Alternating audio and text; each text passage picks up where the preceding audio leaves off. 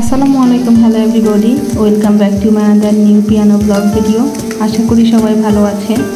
যেহেতু ঈদের সিজন প্রায় শেষ, ঈদের সময় আমরা কম বেশি একটু রিচ ফুড খেয়ে থাকি, আর এই খাওয়া প্রায় ঈদের 2-3 দিন ধরে চলতেই থাকে।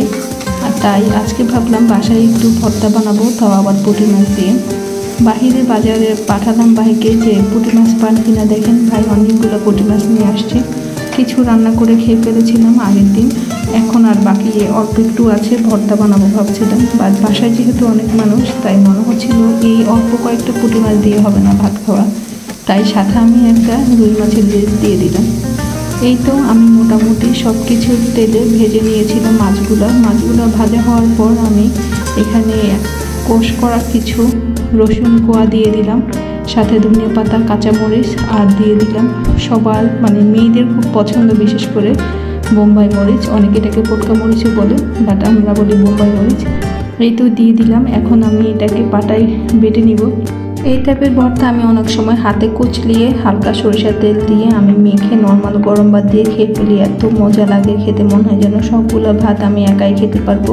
আর এখন আজকে যে ভর্তাটা বানালাম এটা আমি পাটায় বেটে নিয়েছিলাম। এই তো এরপর ভাত খাওয়ার মোটামুটি শেষ হয়ে গেল।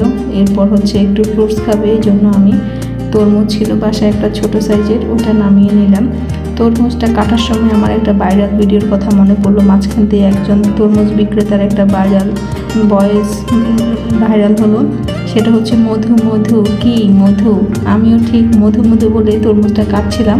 কাটার পর দেখি সত্যি ভিতরে মধু হয়ে আছে তরমুজটা, বাট কালারটা মনে হচ্ছে না মধু, খেতে কিন্তু একদমই মধু ছিল। বাট আমরা যাই হোক টুকটাক খেয়েছি, আমার বাচ্চাগুলো একটুও ধরে দেখে নেই। আমরা সবাই মোটামুটি খেয়ে ফেলেছিলাম হাফ পিসের মতো, আর বাকি টুকরোটা আমি ফ্রিজে রেখে দিয়েছিলাম। আমার বাচ্চারা এটাকে বের করে মোটামুটি ফুটবল টাইপ খেলে এটাকে শেষ করে ফেলছে। আর যে খোসাটা আছে এটা আমি একটু স্কিনে লাগাচ্ছি, যেহেতু তরমুজে প্রায় 98%ই পানির পরিমাণ আছে, যার কারণে এটা স্কিনকে হাইড্রেট করে। তাই আমি এটা খেলেও উপকার, আমি স্কিনে লাগানো উপকার, তাই আমি যে খোসাটা আছে ওটা একটু স্কিনে লাগাচ্ছিলাম। এই তো প্রায় সন্ধ্যা হয়ে গেল। আমি এখন একটু স্বদেশি পরোটা বানাবো। স্বদেশি পরোটা এটা হয়তো অনেকেই এটার নাম জানেন না, বা অনেকে এটা খান না, আবার অনেকে খেয়েছেন। বিশেষ করে যারা বরিশালের মানুষ তাদের এটা কিন্তু অনেক ফেমাস একটা পিঠা। এটা ওনারা প্রায়ই খায়, খুবই পছন্দের পিঠা। বিশেষ করে ওল্ড জেনারেশন যারা আছে তারা মনে হয় এটা এই পিঠার সাথে সম্পৃক্ত, পরিচিত। এই তো আমার শাশুড়ি যেহেতু বরিশালে, তাই আমি মোটামুটি ওনাকে এটা মাঝে মধ্যে বানাই খাওয়াই। আর আমার বাসা যেহেতু বাসর আছে, আমার হাজব্যান্ড, ওরা সব ভাই মোটামুটি এই পিঠাটা খুবই পছন্দ করে। সপ্তাহে অ্যাটলিস্ট একদিন হলো ওদের জন্য বানানো লাগে। আমি এটা বানানোর জন্য শুকনো উপকরণ হিসেবে দিয়ে দিলাম চালের গুঁড়া, অল্প একটু আটা, আর দিয়ে দিলাম একটা ডিম দিলাম। কর্নফ্লাওয়ারও দেওয়া যায়, আমি কর্নফ্লাওয়ার আজকে স্কিপ করেছি। সাথে দিয়ে দিলাম আদা কুচি। এটার মেন ইনগ্রেডিয়েন্ট হচ্ছে আদা কুচি আর নারকেল। যত পরিমাণে দেওয়া যায় এই পিঠাটা অনেক মজা হয়। এই এক বাটি পিঠার জন্য আমি প্রায় পুরো একটা নারকেল দিই না, অল্প একটু উঠিয়ে রেখেছি। এই তো কাঁচামরিচটা আমি পরে দিচ্ছি, কারণ কাঁচামরিচ দিয়ে এটা যখন আমি মাখি তখন আমার হাত জ্বলে, যার কারণে আমি এটা পরে দিয়ে দিই। এই যে আমি এখন নারকেল দিয়ে দিচ্ছি। নারকেল দিলে এটা অনেক মজা লাগে খেতে। আর এটা যখন ভাজা হয় তখন একটু মচমচে টাইপের ভাজতে হয়। আমি এই যে একটা ব্যাটার তৈরি করে নিলাম, সব কিছু একসাথে দিয়ে ধনিয়া পাতা দিয়েছিলাম, পেঁয়াজ কুচি, রসুন কুচি অনেকে দেয়, বাট আমি দিই না। রসুন কুচি দিলে আমার কাছে একটা কেমন যেন একটা বাজে স্মেল আসে আমার মনে হয়।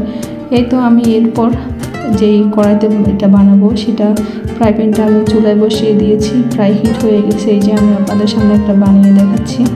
এটা এইভাবে করে একদম যত পাতলা করে দেওয়া যায়। আর এই পিঠা বানানোর সময় তেলের কথা চিন্তা করলে কিন্তু হবে না, তেল অনেক পরিমাণে লাগে। এই পিঠাটা খেতে হলে প্রায় তেলই খাওয়া হয়, এই পিঠা তো খাওয়া হয় না, তেল খাওয়া হয়, যার কারণে এটা আমি অত পছন্দ করি না। বাট বাসায় যেহেতু পছন্দ করে এই জন্য বানানো হয়। এই তো এটাকে আমি মোটামুটি হালকা আছে এটা ভাজতে হয়। এই যে আমার একটা হয়ে গেছে, আরেকটা আমি চুলায় বসিয়েছি, এই যে দেখতে পাচ্ছেন। এটা এখন হচ্ছে একদম কম তাপে এটা বানানো লাগে, তাহলে আস্তে আস্তে হয় আর একদম মুচমুচ হয়। তার কারণ হচ্ছে যখনই আমরা চালের আটা ইউজ করি, যার কারণে খুব মুচমুচে হয় এই পিঠাটা খেতে। এই যে দেখেন ভাবছিলাম সন্ধ্যায় একটু মুড়ি খাবো। চানাচুর মাত্র 1 প্যাকেট খুলে বয়মে রেখেছিলাম, বাচ্চা দিল শেষ, আর খাওয়া যাবে না, দিলাম ফেলে। এই তো দেখি বাসায় অনেকগুলো ফ্রুটস পাঠিয়েছে, কে পাঠিয়েছে আমি জানি না, বাট আমি দেখলাম ভাই নিয়ে আসছে ফ্রুটস আর সুইট নিয়ে আসছে। এই তো মোটামুটি কাজ শেষ করে আমি সুইটগুলো দেখছিলাম, কি সুইট পাঠিয়েছে তা চেক করছিলাম, আর দেখলাম সুইটের নিচ দিয়ে রস সব বের হয়ে যাচ্ছে। এই জন্য আমি এটা খুলে ভাবছি আলাদা প্যাকেটে বা বক্সে করে ফ্রিজে রেখে দিব। এই তো আর ফ্রুটসগুলো আমার শাশুড়ি মোটামুটি আলাদা করে রাখছে। এর মধ্যে কিছু ফ্রুটস একদম নষ্ট হয়ে গেছে। এই যে দেখেন কি সুন্দর একটা বাঙ্গি, অনেকদিন পর বাঙ্গি দেখলাম। বাঙ্গি আমার মার খুব পছন্দের একটা ফ্রুটস। এই তো বাঙ্গিটা খুবই সুন্দর ছিল। বাকি যে সুইটগুলো পাঠিয়েছিল ওগুলো আমি আলাদা একটা বক্সে করে ফ্রিজে রেখে দিয়েছিলাম। এই তো এই ছিল আমার আজকের ব্লগ ভিডিও। ভালো থাকবেন সবাই, আল্লাহ হাফেজ, টাটা।